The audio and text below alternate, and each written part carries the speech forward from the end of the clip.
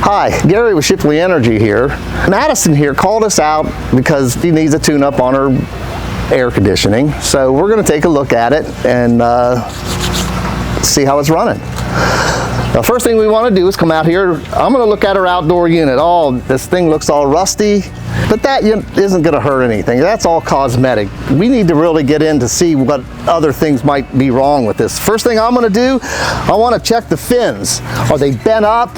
Is there all kinds of grass clippings blown into it? That's going to affect the performance and the efficiency of your air conditioner. So with a fin comb. Then we're going to go look at the electrical connections, which is always back here in the bushes somewhere. And the first thing we want to do, there should be a box outside. Here we have one, but this is what our electric's connected to, and the first thing we do is we pull out the disconnect so we don't get shocked.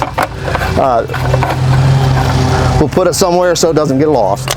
We'll open the unit and take a look at the electrical wiring and the contactors and make sure it's not full of bugs and stuff.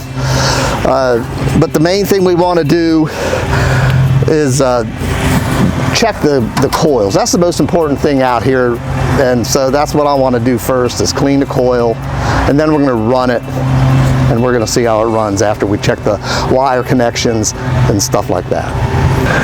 All right, now that we've done our site survey and looked at the outside, looked at the inside, and ran to see what's going on with it, I'd like to tell you what I would recommend to Madison. First off, we know the thing is 25 years old. The average lifespan of an air conditioning unit is 15 to 16 years, so it's well beyond its lifetime. We also know that it has the old R22 refrigerant that's not being manufactured anymore, so once it's gone, it's gone. So she really needs to start looking at replacing the thing. Now, she's not in any hurry right now, but she also wants to think about making plans to schedule it. She doesn't want it to break down in the middle of summer. If it breaks down in the middle of a heat wave, it's going to be 2, 3, 4 weeks sometimes that anybody can ever get out here to replace it. Then you're going to end up maybe buying portable air conditioners on top of the price of a new unit and everything else. So it's always good to plan ahead. And when you have something this old, you know, we always recommend that you look into replacement.